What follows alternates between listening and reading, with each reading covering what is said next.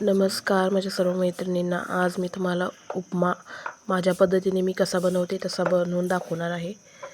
तर व्हिडिओ आवडल्यास लाईक करा, शेअर करा, सबस्क्राईब करा. 1 वाटी मी रवा घेतलेला आहे. कढईमध्ये थोडंसं तेल टाकून घेतले.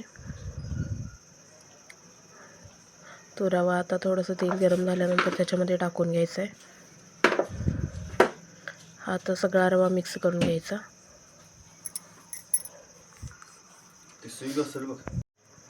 रवा सगळा मिक्स करून झाल्यानंतर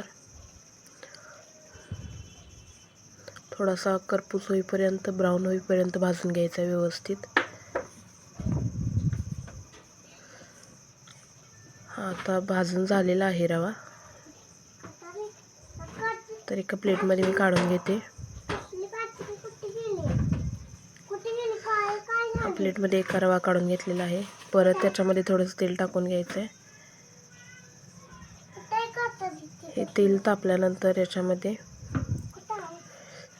जिरे, मोहरी टाकून घ्यायचे. ही मोहरी टाकलेली आहे. मोहरी चांगली तडतडू द्यायची. मग त्याच्यामध्ये थोडेसे जिरे टाकून घ्यायचे. जिरे पण थोडेसे तडतडू द्यायचे.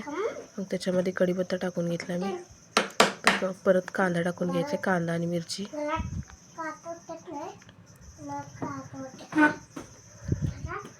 कांदा थोडासा लालसर होईपर्यंत भाजून घ्यायचा आहे. परत चवीनुसार मीठ टाकून घ्यायचं आहे. मिक्स करून घ्यायचे हे. त्याच्यामध्ये हळद टाकून घ्यायची. मिक्स करून घ्यायचं सगळं व्यवस्थित असं.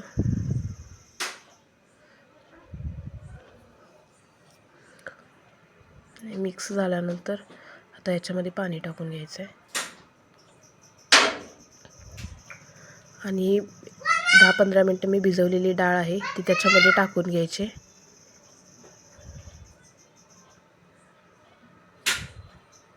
ती डाळ टाकून झाल्यानंतर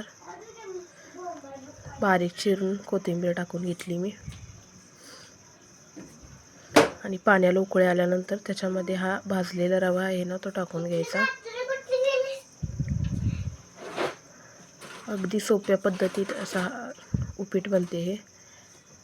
तर नक्कीच ट्राय करा. तर आता हे थोडंसं शिजलेलं आहे. तर याच्यामध्ये आता आपण एक प्लेट झाकूया. प्लेट झाकून घ्यायची 5 मिनिटासाठी. प्लेट झाकते मी. आता 5 मिनिटांनी बघितलं तर हे बघा किती छान असा उपीट बनलेला आहे. लहान मुलं तर खूप आवडीने खातात. तर व्हिडिओ आवडल्यास लाईक करा, शेअर करा, सबस्क्राईब करा. आता मी मायराला नेऊन देते. तर तिने उपीट मागितलेले त्यामुळे मी तिला उपीट नेऊन दिले.